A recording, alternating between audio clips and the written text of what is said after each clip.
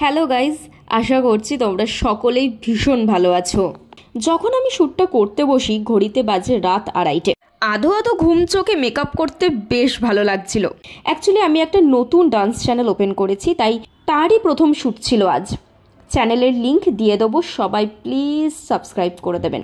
আমি চেষ্টা করেছি আমার মেকআপটাকে যতটা সম্ভব সিম্পল রাখা যায়, যাতে কেউ যদি চায় এরমভাবে সাজতে যাতে অনায়াসেই এই মেকআপ লুকটাকে অ্যাচিভ করতে পারে।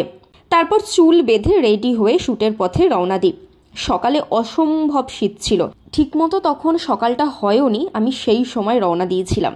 আর এতটাই শীত ছিল যে হাড়ে হাড়ে শীত লাগছিল। লোকেশনটা অসম্ভব সুন্দর ছিল।